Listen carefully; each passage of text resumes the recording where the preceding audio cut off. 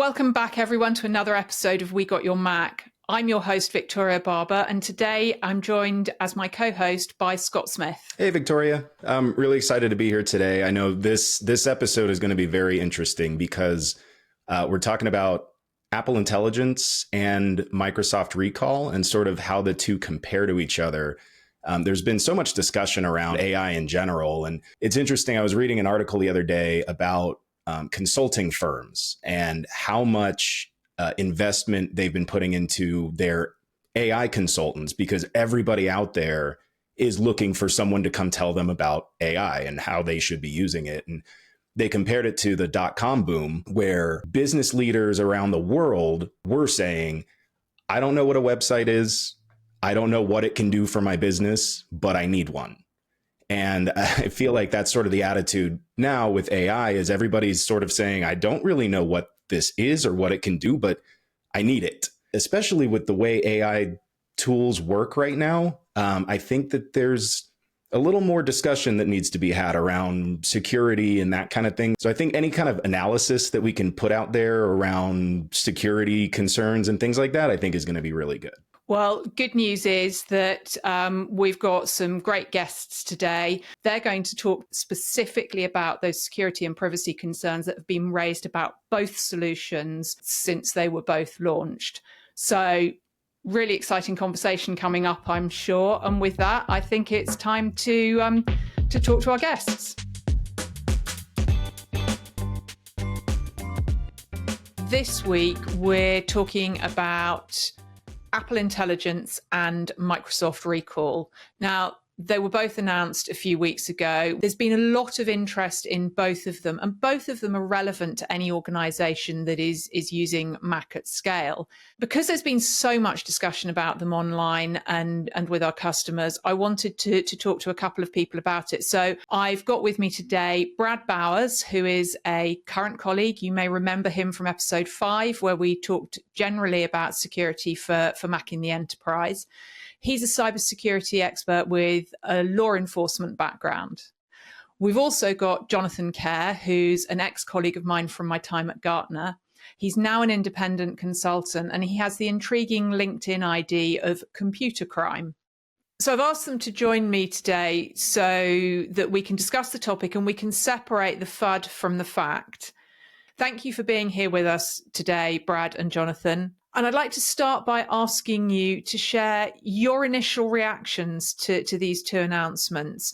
I guess I'll start by saying in both instances, these are kind of exciting technologies. You have both Microsoft and Apple really jumping on to the generative AI bandwagon.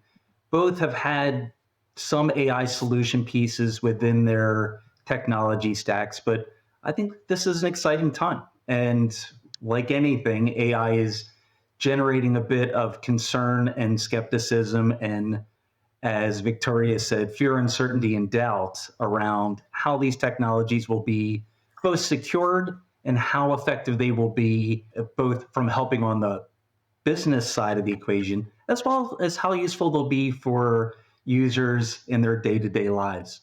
So interesting times, to say the least. Definitely. Some of the reactions have certainly been very extreme in both directions. There's been sort of the direction of, hey, well, there's no such thing as privacy anymore, and others that, this is really intrusive. Now, you're both security experts. You've both been in this field for a long time. What are the real concerns we should be focusing on in terms of security and privacy rather than some of the details that are coming out that maybe aren't the priorities? Maybe, Brad, you could start with, teasing out some of the things you've been discussing with clients recently. Yeah, so, with both of these technologies, the first thing everybody comes down to is, well, it sounds like it's got an incredible amount of features and functionalities. It's going to help me be more productive. And all that is true. And then the next obvious question is, well, how does this get secured? And I think we're going to see a lot of adaptation over the next 6 months and probably a year. But right now, the primary concerns are, how is data being stored within these AI generative engines on each of the operating systems? How protected is it from conventional malware or ransomware and other forms of just data theft. And what is it going to mean from a privacy perspective? And what you find is that the approaches taken by Microsoft and Apple are very different. For instance, Apple's approach in this has been very consumer driven. And they have an advantage that we can talk about in a little bit because of their control of the ecosystem. But their approach has been productivity from the standpoint of efficiency, fun, keeping it kind of light while baking in the security around the solution. Microsoft's stance is a little bit different. Their approach to this is more from a business productivity perspective. And that, of course, means blending in the products that most organizations leverage for correspondence, from email to O365 solutions to things that maybe other applications on the system. So the challenges and the approaches are kind of different between both companies. I think Brad made an excellent summary of the high level. I guess I looked at it from the point of view of an attacker. And in both systems, both Apple AI and in the Microsoft offering, both of them have a weak point, which I think is the endpoint. So in both cases, unauthorized activities, malware, I think is a problem. And although we don't necessarily hear or think that much about malware in the Apple's ecosystem, and the code signing helps, and some of the permission models do help, nevertheless, malware exists in both the Microsoft and Apple worlds. The other thing that's interesting, and I found this out in my days doing forensic investigations, Apple makes heavy use of configuration files called plist files. And if you've delved into your operating system, you'll notice there are all sorts of different files called .plist. These are all SQLite databases. SQLite is a very handy, lightweight database, and you can store anything in it. And I found back in my days that iPhone backups onto an Apple Mac contained all sorts of useful things like the locations where the iPhone had been. This is really easy to grab. There are all these different tools, in both worlds, that can, as I say, exploit this endpoint weakness. And I think the thing where everyone has become sensitized and alerted to the challenge is where we can replay events. So in both these cases, they grab screenshots to, again, assist you in recalling your workflow, to assist you in saying, oh, this is where I was, this is where I'm going. So there's a positive use. But of course, the negative side of that, if I can grab those as an attacker, I can also replay your workflow. I can replay where everything you were doing on your machine. I think what this plays into is when these tools came out in the employee monitoring space, there was a significant backlash. We remember the backlash when we got emails from Cortana saying, here's the emails you need to pay attention to. And everyone went, oh, look. And it said, oh, this is how productive you were. And everyone went, oh, help. These tools are not precise. And it is this imprecision and this fear of misuse of these tools that also plays into the concern. It's not just the attacker sharing data, it's what if in this age of mass layoffs and general fear of economic fear and instability, what if these tools are misused by a overeager employer? I think it's interesting because I've always kept my personal devices and my work devices separate, but there are a lot of people, I think, who will quite happily use their work device for the odd bit of personal activity because it saves them time and effort, and most employers are reasonably okay with it as long as you don't do anything naughty. I don't know what the two of you think about it. I don't know about you, Brad, because I know you talk to a lot of customers about issues around bring your own device. Does this feed into that conversation as well? Is it going to make people more reluctant to use their personal devices for work, just as I'm reluctant to use my work device for personal activity? First off, most people shouldn't be leveraging their personal device for work use simply because the controls that are typically implemented on a business machine are usually quite different than those that are on a personally owned computer, regardless if it's Windows or Mac. But I wanted to hit on something that John said. The approaches to the security on both of these solutions is different.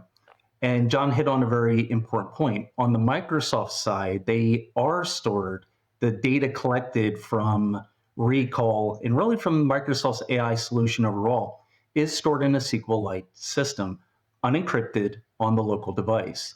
So to that point, local device security becomes very, very important. And the notion of, well, it's secure because that device is encrypted. Well, it's only encrypted at rest, meaning that when that device is turned off, you have a pretty good expectation for privacy, and it would be much more difficult for an attacker to be able to acquire anything on it. That's not the case when the machine is running. And I think to what John had mentioned earlier, malware, more importantly, info stealers, which is a prominent part. In fact, Mac Stealer is still running rampant out there and being leveraged against endpoints both on the personal side as well as on the business side. And these tools specifically are designed to focus on screen scraping, collecting, and aggregating data off business and personal machines, which makes them a perfect target or tool, to John's point, to be leveraged by an attacker to try to collect data that may be on these systems. Apple's is a little bit different. So Apple is stating that it will be actually encrypted on the device at rest and in transit. How that's all going to be implemented, I don't think is completely clear quite yet, but it will be stored in a local database and it will be leveraged in a very similar way. So both have pros and cons from both a security and privacy perspective. And I think it's going to be really interesting to see how this all develops over time. Your Macs are brilliant. Is your security? Your teams are flying through tasks with AI-powered Macs. The speed? Mind-blowing. The productivity? Unstoppable. But here's the thing. Every AI app expands your attack surface. Every new vulnerability is a threat your team can't afford. That's where the SHI Security Posture Review comes in. It's X-ray vision for your entire IT infrastructure, from network to cloud. Uncover the hidden threats AI can introduce, from unauthorized access to data breaches. We'll help you assess vulnerabilities, strengthen your data loss prevention, and fortify your multi-factor authentication strategies. Protect your data with a detailed action plan with tailored security recommendations for bulletproof Mac security. No more guessing games, no more sleepless nights. Just a clear path to fortifying your environment against evolving threats. It's time to unleash the full potential of your Macs without compromising on security. Take the first step. Get your free SHI security assessment today. SHI, securing brilliance, one Mac at a time. Visit shi.com/security review today.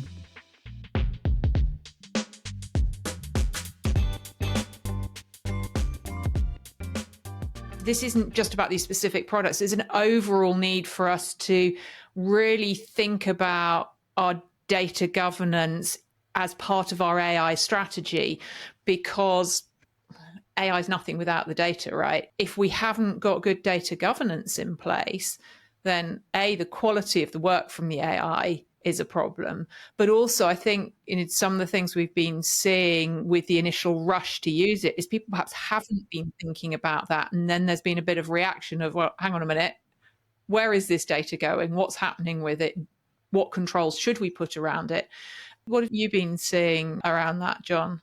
I think the accent upon release we've seen is on availability and usability. And I think that the clear message from the world out there is that both Microsoft and Apple need to think about some governance and need to think about some controls. It's interesting, as you point out, Brad, that this idea that Apple say, oh, don't worry, this database is encrypted. As I said, it's not something they've done for any other file that floats around inside the Apple operating system.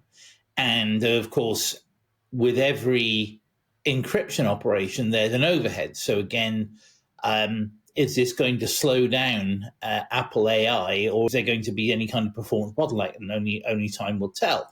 I think there is always a concern about data going outside the governance boundary of the organization.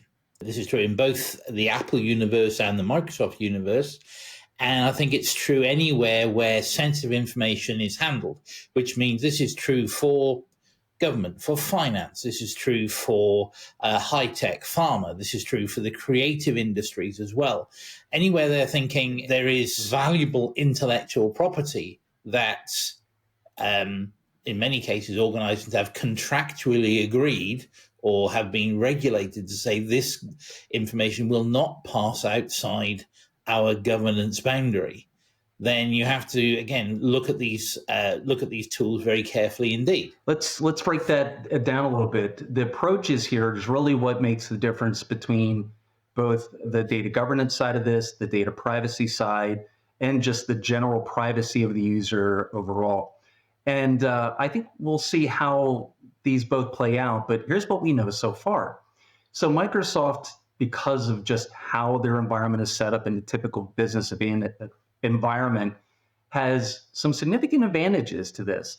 Most Windows machines on the business side leverage things like GPOs. They leverage controls that are native to the Microsoft operating system, which frankly are pretty effective when it comes to managing a business environment.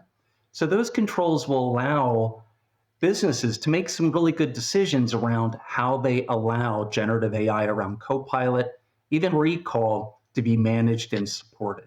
On the Apple side, based on what we've seen so far, it's going to go a couple directions deeper that may introduce some higher concern, if you will, from a security perspective.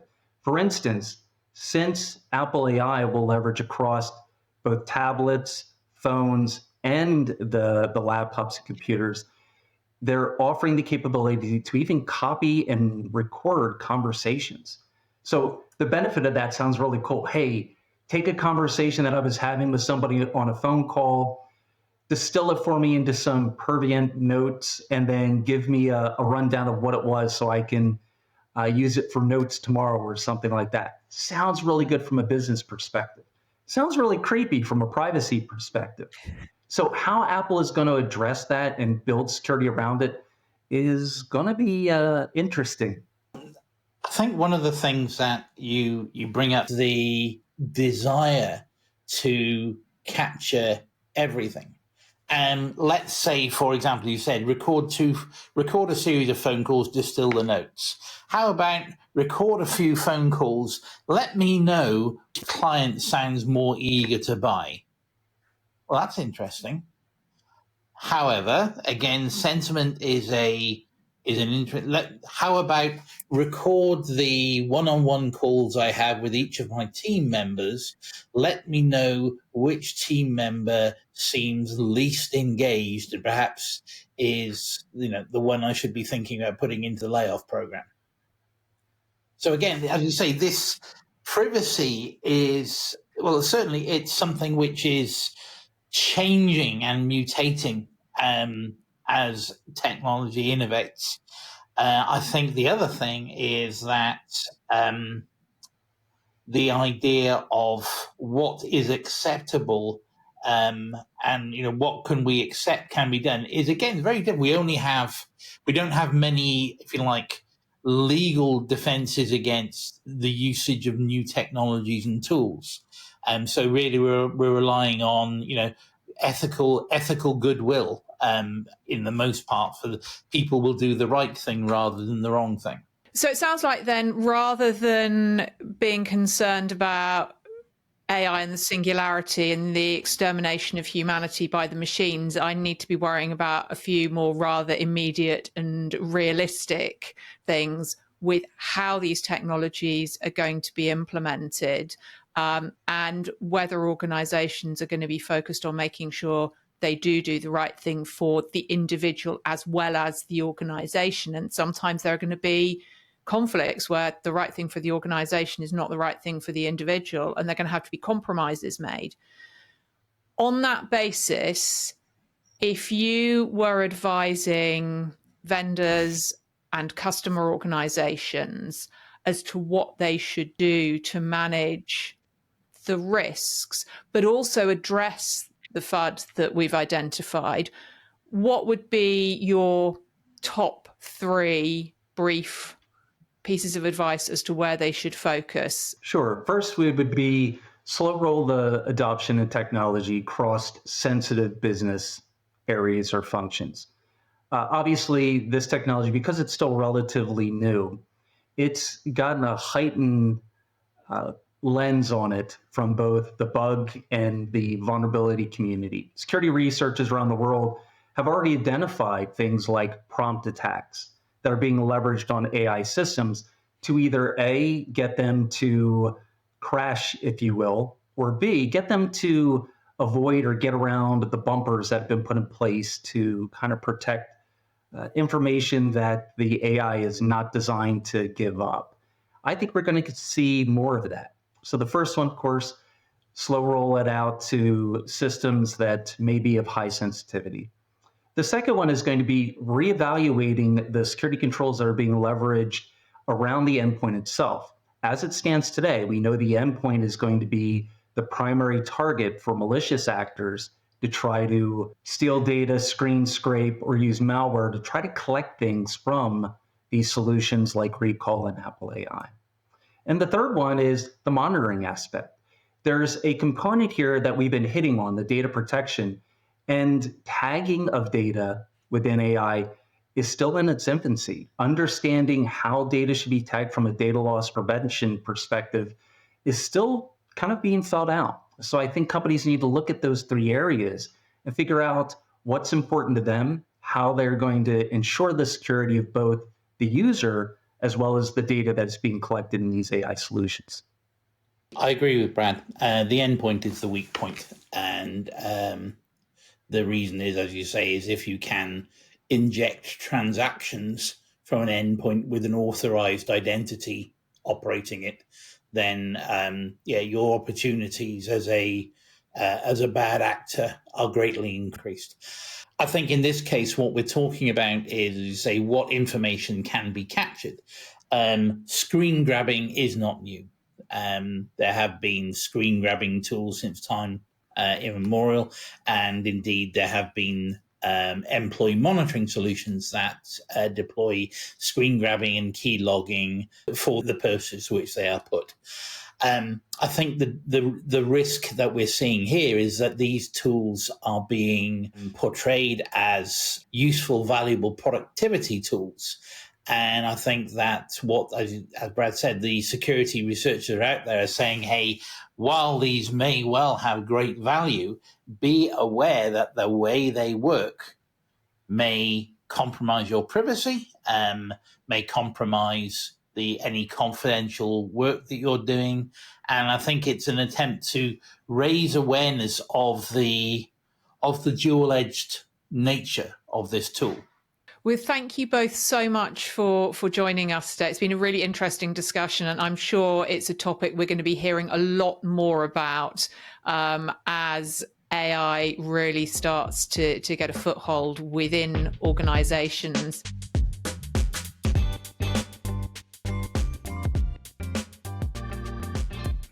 Okay, so there's an awful lot that we covered in that conversation. I think the first thing that we need to bear in mind that there's always a lot of stuff that rises to the surface that essentially is FUD. Okay, people are scared of AI, of what it's going to do.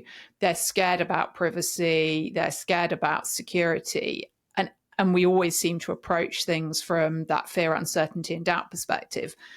So the first thing I think we learned is we've got to be pragmatic about this and do our research and look at it properly. Yeah, and I think it's no surprise that the initial focus, as they mentioned, is sort of on availability and usability rather than the security around it. And I think that's the mindset of sort of, move fast, break things has really permeated this entire thing. And I think it's good to kind of slow down. Like they mentioned, Brad mentioned slow roll the technology. Don't just start letting everybody use it. We really need to take a look at it before we start deploying it. Yeah. And actually, we've got to look at the use cases because, you've got to look at the security side of things, but as you said before we went into the conversation, it was everybody wants it. They don't know what it is.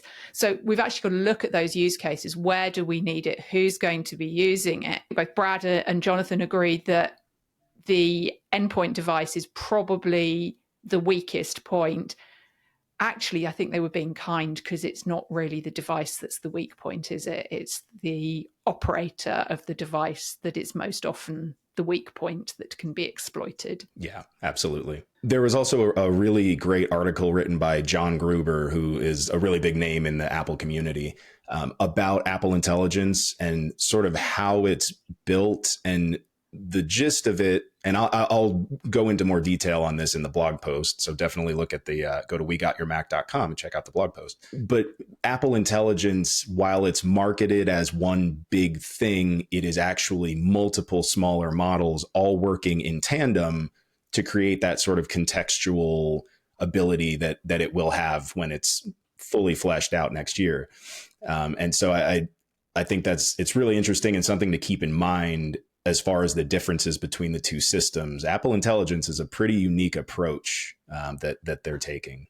Yeah, and I think we're certainly going to have more discussions about both of these technologies as we go through. Over the next 6 to 12 months, we'll probably have some conversations about some of the other AI tools that we're seeing out there as well. So there's a lot to think about at the moment. Lots of exciting new things happening in technology. Thanks for joining us this week, Scott. Look forward to reading the blog post.